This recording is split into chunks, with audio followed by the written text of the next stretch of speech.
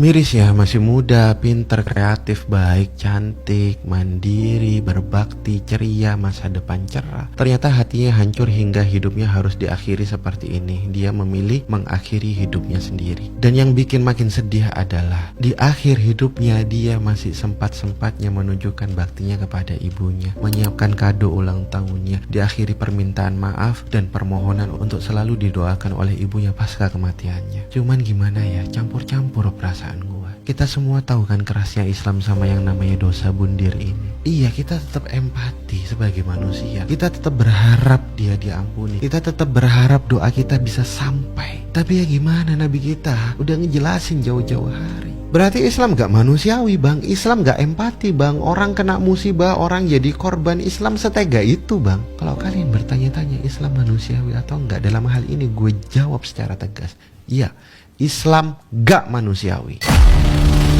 Karena yang namanya ngebunuh diri sendiri itu urusannya bukan urusan sama manusia lagi loh. Bukan dosa nyakitin diri sendiri lagi loh. Bukan soalan urusan kamu sama pacarmu, sama orang tuamu, sama ibumu, sama bapakmu, sama saudaramu, sama temanmu, kerabatmu, atau urusanmu dengan pemilik tempat kejadian perkara yang kamu jadikan tempat untuk mengakhiri hidupmu. Bukan. Tapi udah jadi urusan antara si pelaku dengan Allah.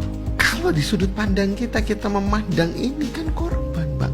Itu kan sudut pandang manusia. Pernah gak kalian mencoba untuk memahami dari sudut pandang Allah itu seperti apa? Coba kamu pahami perasaannya Allah gimana. Kenapa kok Allah sebegitu sakit hatinya? Karena ketika ia punya masalah, Allah udah bilang, Allah maha tahu. Allah bilang ke dia, sini nak, sini kak, cerita sama aku. Ternyata hamba itu memilih memendam masalahnya sendiri. Ketika ia memilih diam dan memendam masalahnya sendiri daripada Allah, Allah akan menunggu kok. Kalau kamu udah mentok, kalau kamu butuh aku, fa inni qarib, aku deket kok. Telingaku selalu siaga untukmu kok. Aku ada 24 jam dan aku gak tidur untukmu. Kuasaku selalu siap membantumu. Gak ada yang mustahil buat aku. Tapi hamba itu ternyata tetap diam dan gak bergeming kepada Allah sedikit pun. Ya ketika hamba itu lama gak bergeming mendiamkan Allah, diam terus kepada Allah, Allah tetap bilang kok, gak apa-apa, kamu diamin aku gak apa-apa.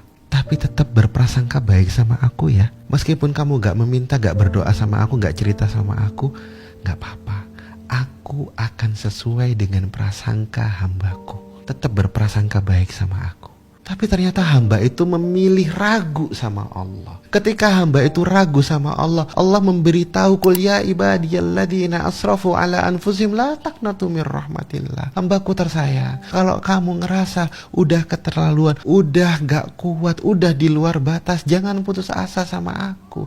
Selama kamu gak putus asa sama aku, ampunanku, pertolonganku, kasih sayangku akan selalu ada buatmu tanpa batas. Tapi ternyata hamba itu memilih putus asa dan mengakhiri hidupnya kepada Allah. Jadi kenapa sebegitu sakitnya bagi Allah? Karena Allah ngerasa dikhianati hambanya, gak dipercaya hambanya, diabaikan hambanya, diragukan hambanya sendiri, diragukan kemahaannya oleh hambanya sendiri. Dan gak ada yang lebih nyakitin bagi Allah melebihi perasaan diragukan oleh hambanya sendiri. Sedangkan hamba itu butuh sekali kehadiran Allah. Hamba itu gak bisa bertahan tanpa kehadiran Allah. Jadi gini, please banget deh buat kalian, jangan main-main sama perkara yang kayak gini. Jangan main-main sama masalah bundir. Jangan main-main sama nyawa kalian itu. Nyawa itu titipan. Ada yang punya itu lebih berhak daripada yang dititipin dimanapun itu. Itu punyanya Allah. Allah berhak minta pertanggungjawaban. Allah siap ngebantu, ngerawat nyawa, ngerawat hati, ngerawat semua bagian daripada diri kamu. Selama kamu percaya sama Allah. Kan Allah maha pengampun bang.